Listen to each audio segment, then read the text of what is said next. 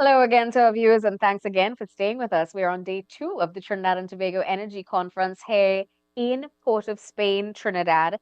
And we've been talking throughout the course of today with a lot of the exhibitors who've been in the trade show hall. One of them, of course, right now is a well-known company. It's been around for a very long time, Tofco in Trinidad and Tobago. I'm speaking here to the general manager, Javed Mohammed. Javed, thank you so very much for taking some time out of the schedule and from the trade floor to join us for the interview.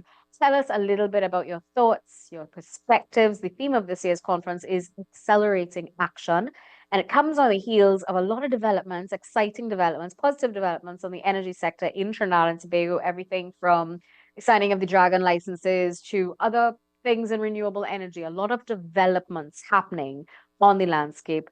Through the eyes of Tofco, how are you seeing things right now? Hey, again, good afternoon, and thank you for having me. I think it's important for us to analyze what's in front of us. And basically, the company has been involved in our strategic planning.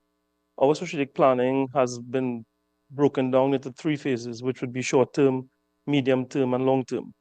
Obviously, being the only fabricator in the region for offshore facilities, which are your typical conventional topsides and jacket, we have now looked at the subsea arena where we've branched off.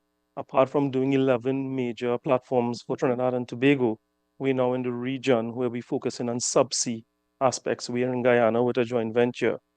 And we are seeing ourselves looking at that as a short to medium term. Mhm. And then we have started looking at conversations for Suriname, which we're seeing as our long term, which would be in the next 4 to 5 years. But apart from that, we are continuing to harness the operations in such a way that the clientele that we have, our stakeholders, are fully aware that we are able to demonstrate our capabilities to stay in the green field, which is platform construction, and still be able to have the segmentation, to have the resources available to deal with subsea components, as well as your brownfield. That's okay, as well as your brownfield fabrication, which is the maintenance of the offshore assets. We're going to take a short commercial break. We'll be right back. Stay with us. And you're back with us on day two of the Trinidad and Tobago Energy Conference 2024. Before the break, we were speaking with Javed Mohammed, the general manager of Tofco. Javed, you were telling us about the opportunities ahead and in store through the eyes of Tofco. So just continue along the lines. So I mean, right now, as it is, the company is embarked on a strategic planning for short term, medium term, and long term. So we are currently engaged in a major offshore platform construction that's happening now at our yard. Something that we're very pleased with because we've had to look at competitiveness and also looking at the other competing yards that's in the Gulf of Mexico that were doing a lot of platform fabrication prior to us. We have that project in our yard that will go straight through to the end of this year, basically. And our eyes are set in terms of the upcoming work that's there, sticking to Greenfield, which would be that of Manatee, right? We do expect to get some opportunities there. And there are some other pipeline jobs in the pipeline, no pun intended, but we have some opportunities there. But I'm also looking at the subsea arena because we're currently in Guyana since 2021. We have a joint venture there in Guyana, and our partners, we're working very well in the yard that Saipem is operating under. And we've been involved in the Lisa 1, Payara, Yellowtail, and now we're looking at Waru. And apart from that, now we are also focusing on the Suriname development on Block 58. We are engaged with various discussions at this time. And if you look at the build or the new build constructions that we've been doing, there's also an opportunity in the near future, let's say maybe 3 to 4 years from now, where they'll have some decommissioning of some existing assets. So if we can build it and load it out, I don't see why we can't present ourselves to be able to bring it in and salvage or deconstruct, as the case might be, because there are a few assets that are aged, and we will also be looking at that work for us within the next 5 years. So we are in expansion plans. There's also been a conversation about whether companies at this point are going to diversify portfolios or whether they're going to streamline. What is Tofco looking at? So we are looking at diversifying the portfolio. That will be our main goal at this time. Obviously, each has to be carefully analyzed because we have to look at our return on investments based Yes. on which directions we'd like to head in. Obviously, existing in one market is great, but obviously looking at what lies ahead, our strategic plan is important, and market segmentation is where our focus is on at this point in time.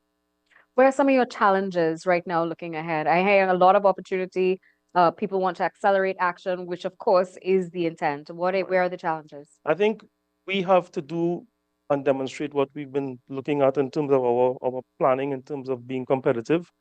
Competitive is one thing, but in our operations, we have to ensure that our safety record continues to be as impeccable as it is. We've done over 11,500,000 man-hours to date without a lost time incident. And that's comparable to, if not beating, most fabrication yards globally. I think once we continue along that line, it's important that we ensure that we have a sustainable operations and continuity to be able to get the opportunities that's lying ahead from various stakeholders. What's also critical is local content.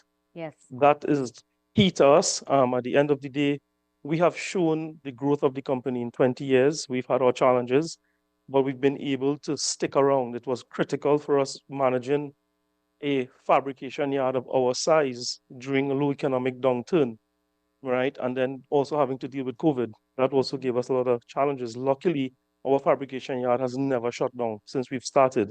And we would like to see that that momentum keep in the right direction that we're looking at.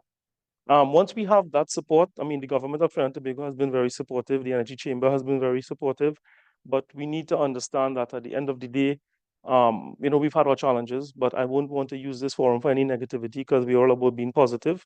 And I think it's key for us to continue to have the support that we're looking for and to show that today, I'm proud to say that our workforce is 98% local and we're building a major offshore facility. We have one expatriate working for us, and that speaks a lot. Wow. We have a great team. I have a great team working for me. My workers, my managers is full support. And without them, obviously, we can't make it possible. So if you could say one thing to the policymakers that would help make doing business easier for you, would it be? We need to have a fair hearing. Don't let the past make the decisions. Current performance is what's critical to us, and we are fully aware that all eyes are on us now as we have an opportunity on this project. But let us get a fair hearing to the table. And why is Tofco still a company to watch? Because we have grown, we have done the deal, we have performed, we have never been late, regardless of whatever challenges we may have had.